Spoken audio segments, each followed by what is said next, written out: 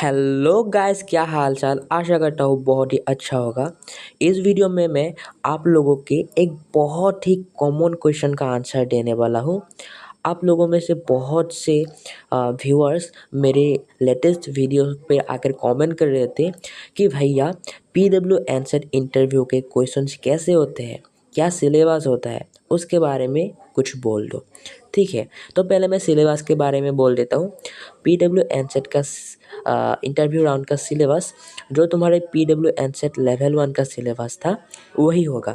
ठीक है, और ड्रॉपर के लिए जो ड्रॉपर नीट या ड्रॉपर जेई मतलब 12 पास आउट है उन लोगों के लिए मैं बताना चाहूँगा एक स्पेसिफिक बात कि उन लोगों का बोथ 11 एंड 12 का सिलेबस प्रिपेयर करना होगा, और वो भी फुल सिलेबस 11 एंड 12 का फॉर इंटरव्यू राउंड, क्योंकि ड्रॉपर के लिए पूरे सिलेबस से पूछे जाते हैं।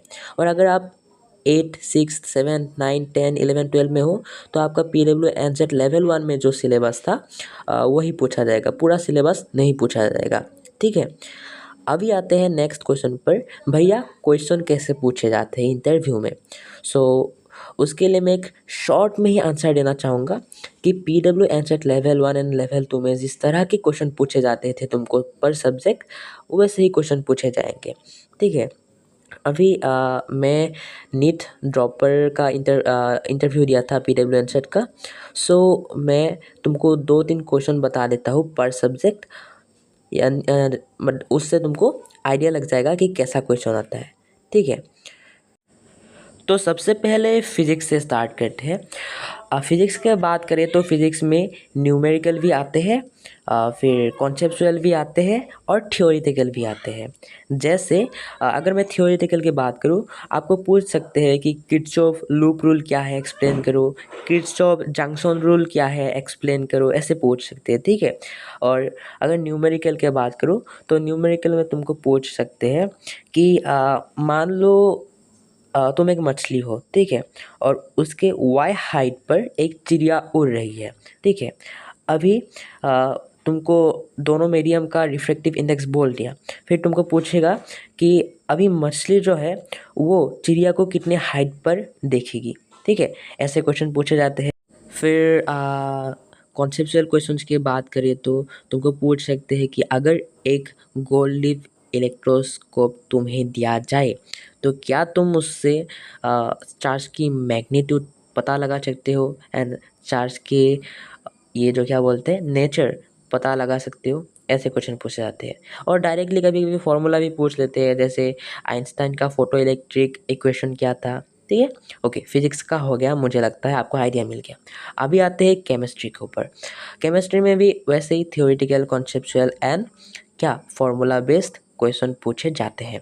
ठीक है, और फॉर्मूला बेस्ड क्वेश्चन बहुत इजी होते हैं, आप लोग आराम से आंसर देकर एग्जाम मतलब इंटरव्यूअर को खुश कर सकते हो।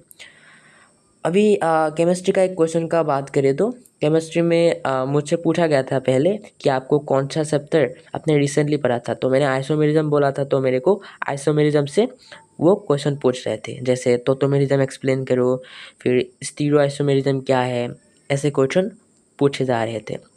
उसके बाद सर ने अपने से पूछा कि राउल्स लॉ बताओ, फिर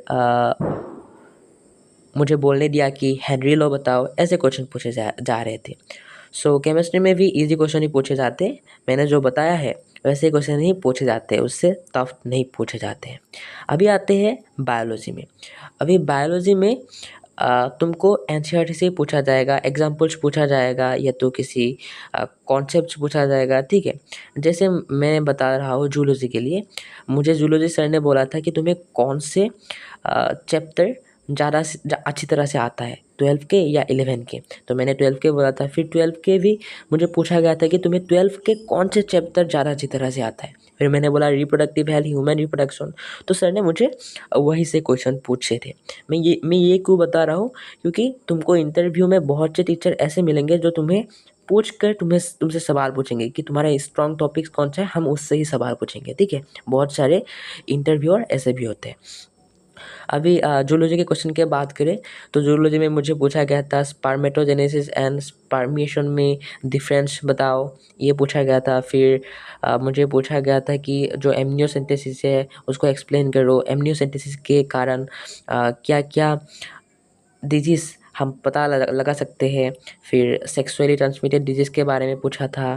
ठीक है, ऐसे ही क्वेश्चन पूछा जाते हैं।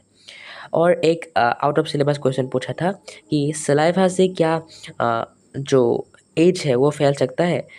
मुझे लगता है ये आउट ऑफ सिलेबस है क्योंकि मुझे आज तक नहीं मिला, सो मैं आउट ऑफ सिलेबस इसको बोल दिया हो सकता है एनसीईआरटी में हो, मेरे आँख में ना आया हो। अगर आउट ऑफ सिलेबस नहीं है तो मुझे कमेंट में बता देना, ठीक है। और ऐसे भी क्वेश्चन पूछा जाता है, ठीक है। मैंने अभी जो बोला कि एज सलाइवा के थ्रू फैल सकता है या नहीं, अगर सकता है तो कैसे, अगर नहीं सकता है तो क्यों, ठीक है। ऐसा क्वेश्चन पूछे जाते हैं। अभी आते हैं बोटनी में। बोटनी में भी बहुत इजी क्वेश्चन पूछा गया। जैसे मुझे पूछा गया डाइकोट एंड मोनोकोट स्टेम में क्या डिफरेंस है बताओ। फिर डाइकोट एंड मोनोकोट रूट में क्या डिफरेंस है बताओ। ग्लाइकोलाइसिस का पूरा पाथवे एक्सप्लेन करो। देन ग्लाइकोलाइसिस में कितने एटीपी सिंथेसिस होते हैं, कितने डायरेक्टली होते हैं, कितने यूज हो जाते हैं, वो सारे चीज़ मुझसे पूछे गया है।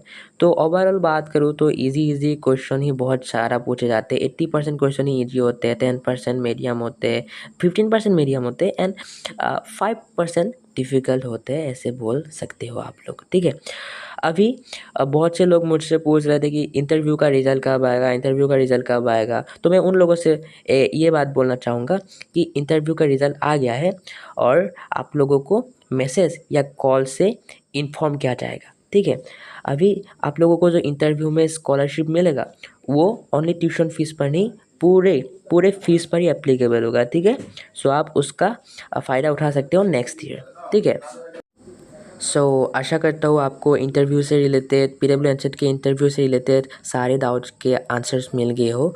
फिर भी अगर कोई डाउट हो तो कमेंट में बताना, मैं हमेशा हाजिर हूँ आप लोगों के डाउट सॉल्व करने के लिए। जितना हो सके मैं रिप्लाई करने की कोशिश करूँगा, ठीक है। फिर मिलते हैं नेक्स्ट वीडियो पे। आज के लिए बाय बाय।